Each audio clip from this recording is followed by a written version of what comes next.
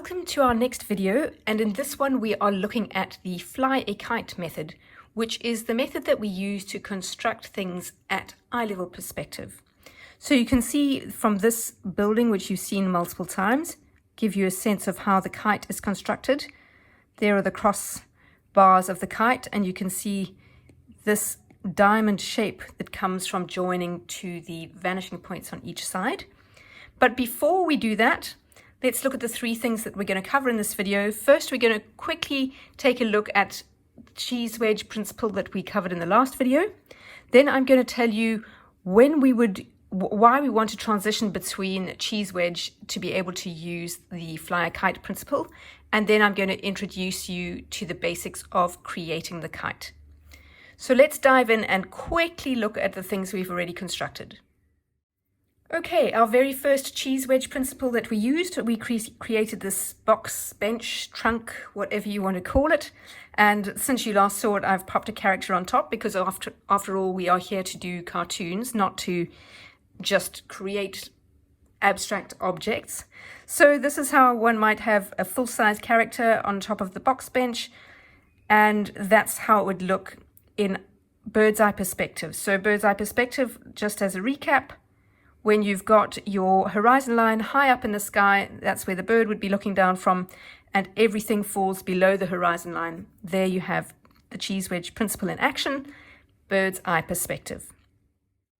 The next thing that we drew was this little cube-shaped house, kind of looks a bit like a caravan or a strange little prefab cottage.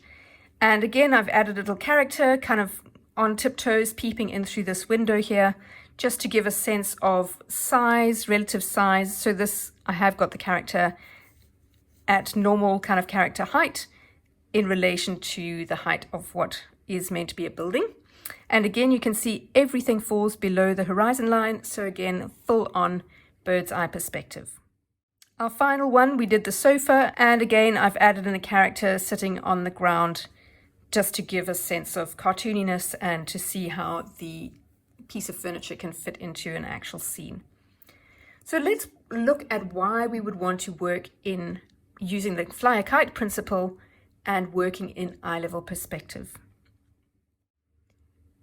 The reason that eye level perspective is important, and I'm just going to put an eye here to remind us that this is eye level. Wherever you put the horizon line is the viewing point, and in this particular one, the horizon line is kind of halfway down the building. So obviously when you're looking at furniture, if you happen to be standing around, then you're generally looking down at furniture. But as soon as you have something like a building, generally the person is looking at the side of the building in some way or looking up at it.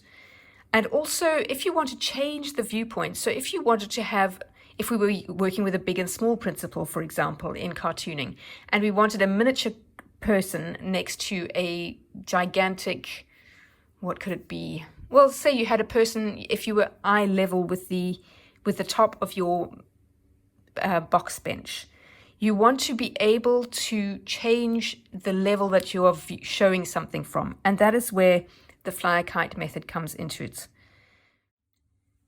So let's dive in and create our box bench, sticking to familiar articles using the fly a kite method. We're going to need a horizon line as always, and I'm putting it approximately halfway down the page, or sort of at the height that eye level might be. And let's just remind ourselves that's eye level, some eyelashes, there it goes. Okay, so the first thing I want to do, keeping my vanishing points as close to the edge of the page as I can, I'm going to put in my closest vertical, my closest corner of the box bench, and that forms the crosshairs of the kite. Now I go in and I join the top and bottom of that corner, vertical, to each vanishing point. So that's joined to the vanishing point on the left. Now I join the top and bottom to the vanishing point on the right. And this effectively is the front corner, the closest front corner of my box. Now I'm going to randomly decide where the back corner is. So this is, I'm just deciding how deep it is. And usually I would say I should join top and bottom of that vertical immediately to the far vanishing point. But as you can see, this is the top edge of the box. it's going to hide. I'm not going to see that back side at all. So in the interest of avoiding confusion, I'm not going to draw a line across to here from those, because it's just going to create a bit of visual chaos. So instead what I'm going to do is come and join, put in the far end of my box bench corner. So that is the far corner of it.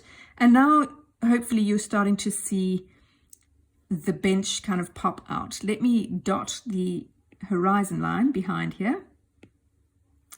Oh my goodness, why is it not dotting? Oh, there we go. Okay, so if we dot the horizon line, then that gives us a sense that that is not actually totally visible or at all visible through the bench. And now I'm going to go and do some shading. So this is the closest side,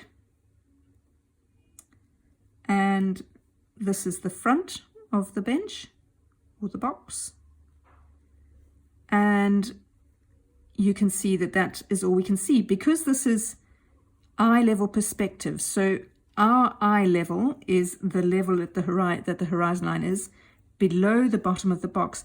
We're not actually seeing the top surface of the box at all. We are seeing only the sides. We're seeing the front side and this closest short side of our box bench.